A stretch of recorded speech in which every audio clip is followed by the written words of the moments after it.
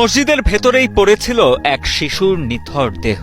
ব্রাহ্মণবাড়িয়ার সরাইল উপজেলার শাহবাজপুর হাবলিপাড়া মসজিদের দোতলা থেকে উদ্ধার করা হয়েছে ৯ বছর বয়সী শিশু ময়নার রক্তাক্ত ও বিবস্ত্র মরদেহ। পৈশাচিক এই ঘটনায় স্তব্ধ হয়ে গেছে পুরো এলাকা।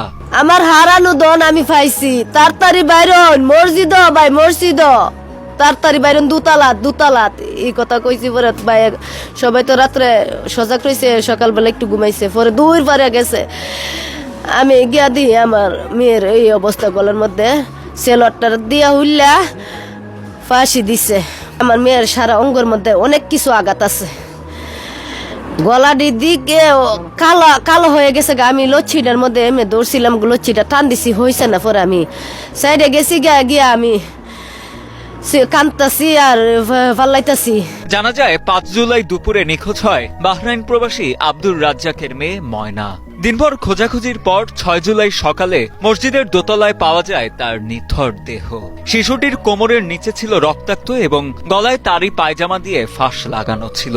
মসজিদের মতো এমন পবিত্র স্থানে এমন বর্বরতা ধর্মের আস্তরণে ঢাকা এক ঘৃণ্যতম পাপ বলেই মনে করছেন এলাকাবাসী। খবর পেয়ে পুলিশ ও পিবিআইয়ের ঊর্ধ্বতন কর্মকর্তারা ঘটনাস্থলে ছুটে যান। প্রাথমিক জিজ্ঞাসাবাদের জন্য মসজিদের ইমাম ও মুয়াজ্জিনকে আটক করেছে পুলিশ। প্রাথমিকভাবে এখনো কিছু পাই নাই।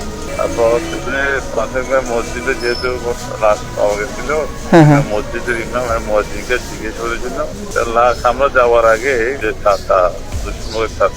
সংবাদ পেয়ে স্থানীয় যে বাচ্চা মক্তব করে ওদের সংবাদে মসজিদ দুতলা থেকে উদ্ধার করে বাড়ির সামনে নিয়ে গেছে। ক্ষুব্ধ এলাকাবাসী এই নির্মম হত্যাকাণ্ডের সাথে জড়িতদের খুঁজে বের করে দৃষ্টান্তমূলক শাস্তির দাবি জানিয়েছেন। তাদের একটাই চাওয়া, আর কোনো নিষ্পাপ শিশুর রক্ত যেন এভাবে ঝরতে না হয়। মেয়ে যে ভাবে মৃত্যু হয়েছে, এর চেয়ে ডাবল শাস্তি যেন হের হই, এত ডাবল শাস্তি বা দিয়া যেন হের মৃত্যু হয় আমার চোখের সামনে।